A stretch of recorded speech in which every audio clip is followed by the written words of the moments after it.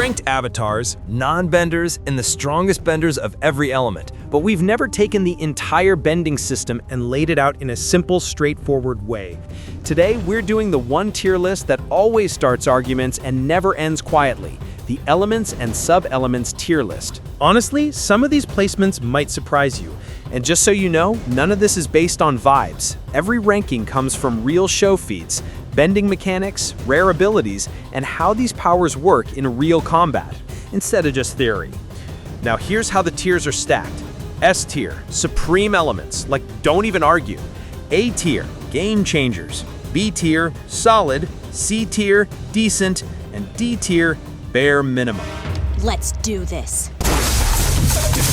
Kicking off this tier, we've got plant bending, the technique where waterbenders control the moisture inside plants to move them around.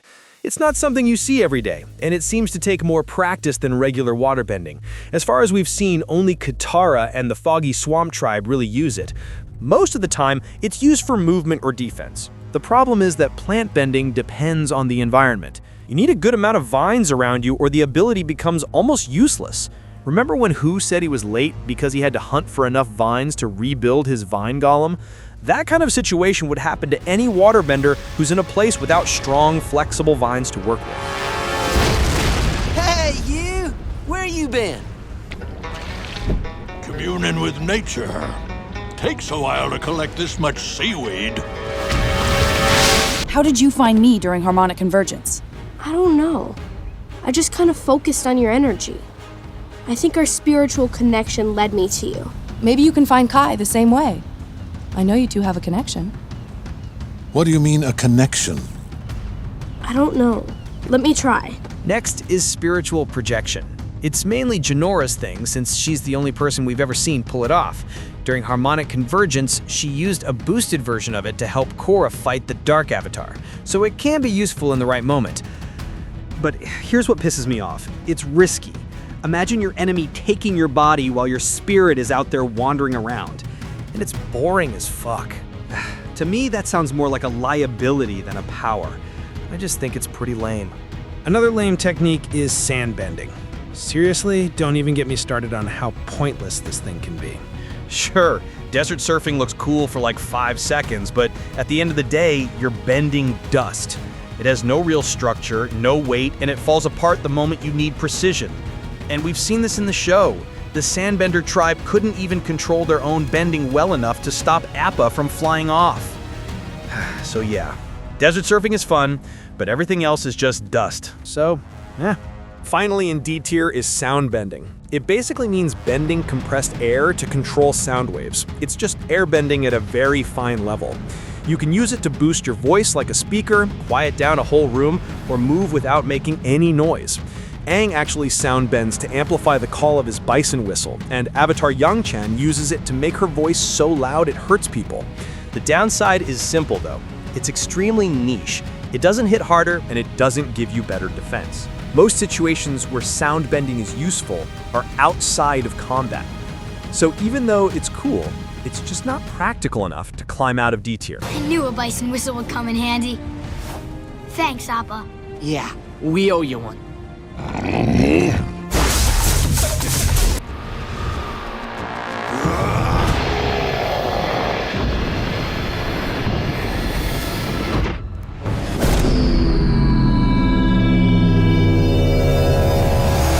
My officers are inside. What about Korra? I don't see her yet. The next sub-element we're going to talk about is seismic sense. This ability gives you a complete map of your surroundings, almost like a full 3D picture of everything around you.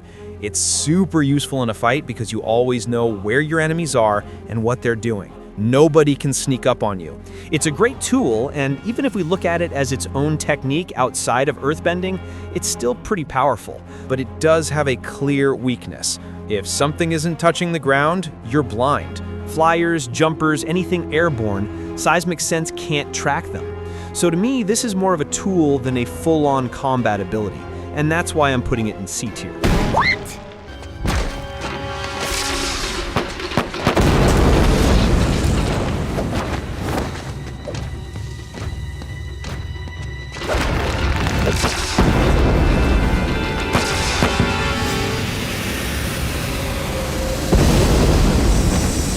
Next in the C tier is combustion bending. Yes, I know, I'm surprised too. I just love how dangerous and destructive it is. The moment they show up, everyone has to pay attention because their range and force are on another level.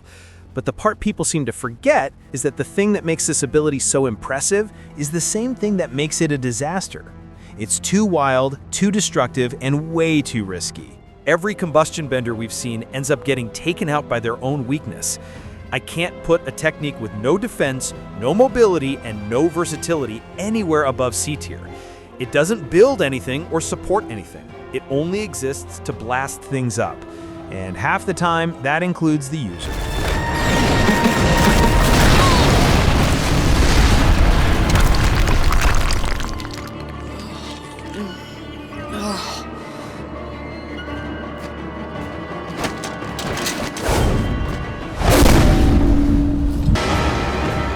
Now it's over!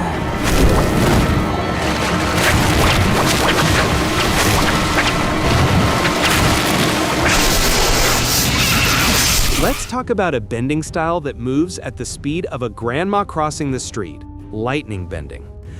I feel like we overhype this ability a lot. Don't get me wrong, it looks amazing. Shooting lightning from your fingers would be one of the coolest things ever. But that doesn't change the fact that it takes forever to charge up. Sometimes it's quick, sometimes it's painfully slow, and in a real fight, that inconsistency is rough. Now, when the lightning does finally go off, it's incredibly deadly. It almost never backfires unless a skilled fighter redirects it right back at the user, which kinda ruins the whole safe and controlled thing. And that's why it sits lower on the list for me. It has the style, it has the power, but with no defensive options and a warm-up time longer than most people's patience, it's far from the most practical bending technique. I'll show you lightning!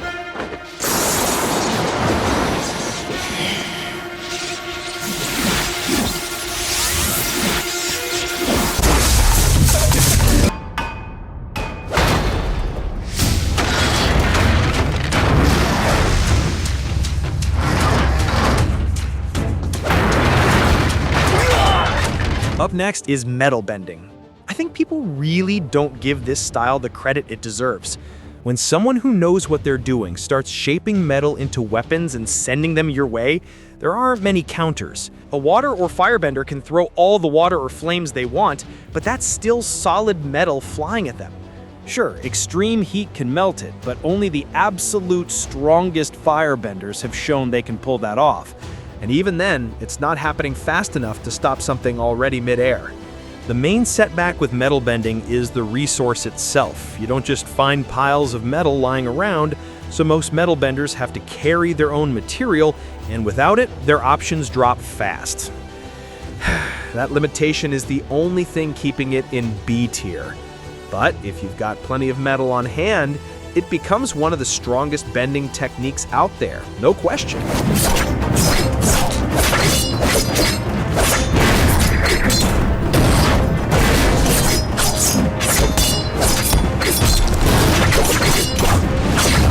No! Stop!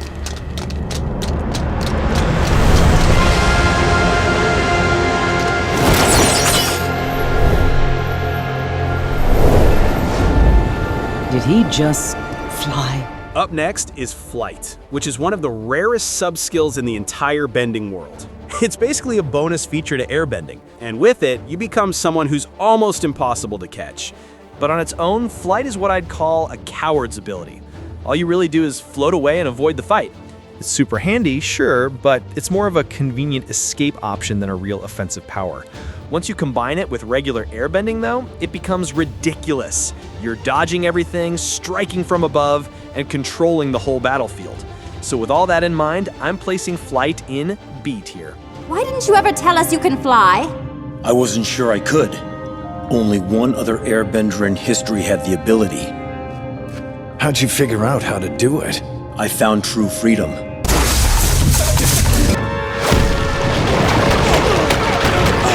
Toph, which way to the Earth King? How should I know? I'm still voting we leave Ba Sing Se. Kicking things off in the A tier is earthbending. Earthbending has some of the best defensive options in the whole series. The utility is insane too. You can build walls, platforms, whole structures if you need to. And Earthbenders are usually the most creative with their bending, which makes the style feel really flexible. Another huge strength is terrain control.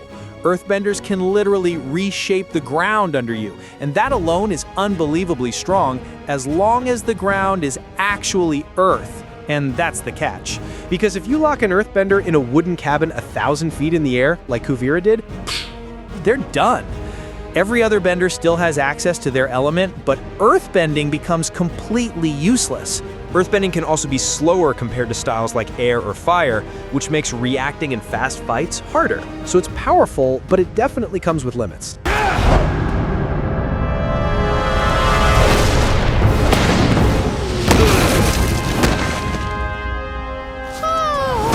She's the greatest Earthbender I've ever seen.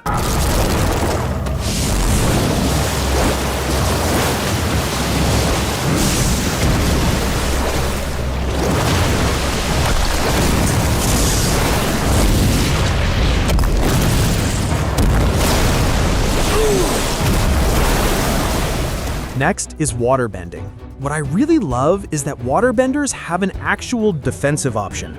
That alone separates them from fire and air, which are almost completely offensive.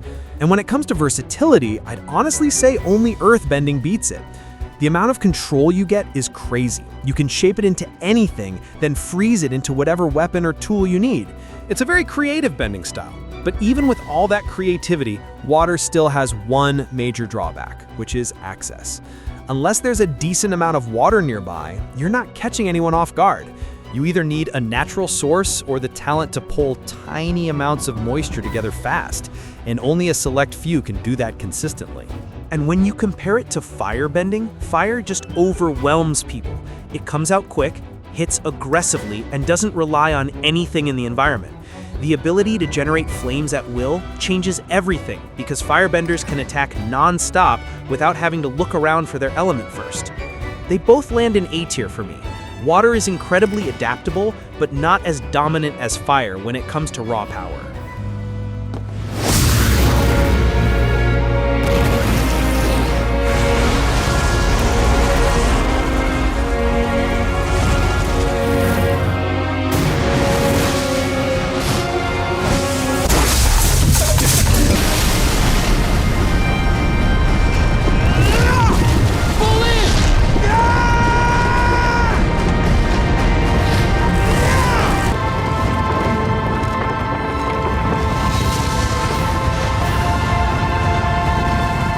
Now we're in the boss level tier, and first up is lava bending.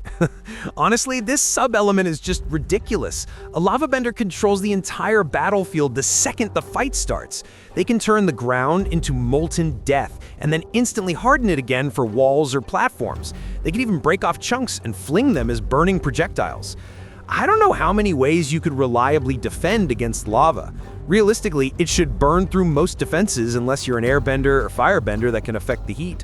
What makes it even crazier is that lava bending seems to be one of the only subskills you can't just learn. It's treated like a born with it ability. Either you have the spark for it or you don't. It's basically earth, fire, and chaos all mixed into one, and fighting that is a nightmare. No way! That guy's lava bending! That's awesome! Get off our island! Girls, you need to go back inside this instant! Taste my berry! Next up is airbending. It might look like the least aggressive style, but this element is seriously powerful. The element is everywhere, which means you basically have unlimited ammo. Airbending gives you speed, mobility, and the ability to shut down other bending by redirecting the air around it. That alone makes airbenders tough to deal with. And honestly, the only reason people think airbending is weak is because the air nomads were pacifists. If they had the same aggression as the Fire Nation, it would have been a completely different story. I mean, I still want to know what Gyatso did during that raid. Plus, the potential is crazy when you think about it. Air is inside everything, even inside your opponent.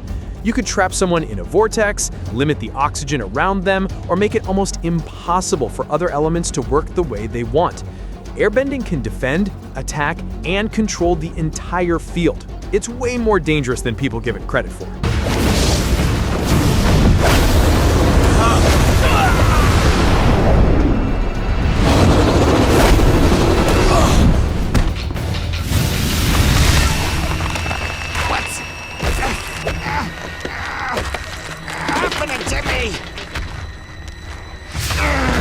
Flood bending is the next sub-skill on the list, and this one is flat out terrifying. It's basically chi blocking with zero effort. You don't need to get close, you don't need precision. If a bloodbender locks onto you, that's it. You're frozen, helpless, and completely unable to bend. It's one of the few techniques that can end a fight the moment it starts. But somehow, spirit bending might be even scarier. Spirit bending lets you affect beings way beyond the physical world. You can calm a spirit, cleanse it, twist it into something darker, or even weaponize it against someone. The first person to develop this technique was Makituk from the Northern Water Tribe back in Roku's era, and I've always seen it as an extension of water's healing side. It taps into the idea of using water to guide energy, kind of like working with the chi inside a spirit. It can restore balance and purify, but it can just as easily corrupt or break someone from the inside. That dual nature is what makes it so powerful and so frightening.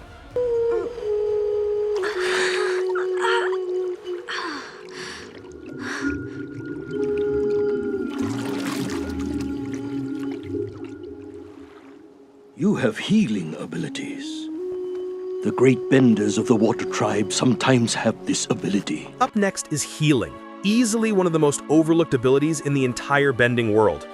People forget how game-changing it can be. Katara healing Aang literally saved the world. Full stop. Yes, she had special spirit water, but the fact remains, without a healer, the Avatar cycle would have ended. And healing has a darker side too. Water's knowledge of the body and chi is the same foundation Amon twisted to remove bending by severing the meridians tied to each element. That's how powerful this technique actually is. It can restore someone, or in the wrong hands, take everything away, even when it's not being used in a fight. I didn't just get hurt, did I? It was worse than that. I was gone. But you brought me back. I just used the spirit water from the North Pole. I don't know what I did exactly. You saved me. Ow! Ah! Haven't you hurt me enough, woman? Relax, I'm a healer. I learned from Katara, the best there is. No! That's the stuff. The true mind can weather all the lies and illusions without being lost. The true heart can tough the poison of hatred without being harmed. Since beginningless time, darkness thrives in the void, but always yields to purifying light. And finally, we've got energy bending, the absolute king of every bending style. This isn't about controlling an element, it's about controlling the life energy behind all bending. That's on a completely different level. Energy bending doesn't make you physically stronger, but the things it can do are ridiculous. It can give bending to non-benders, take bending away permanently, restore abilities, redirect pure chi blasts, and even create astral projections that can change size and interact with the physical world. No other ability in the Avatar universe comes close to that level of influence. It's just too overpowered. And that wraps up today's video. If you made it to the end, I appreciate you so much.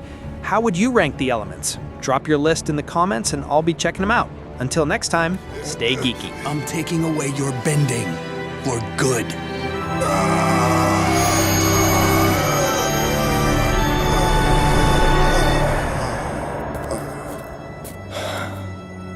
It's over.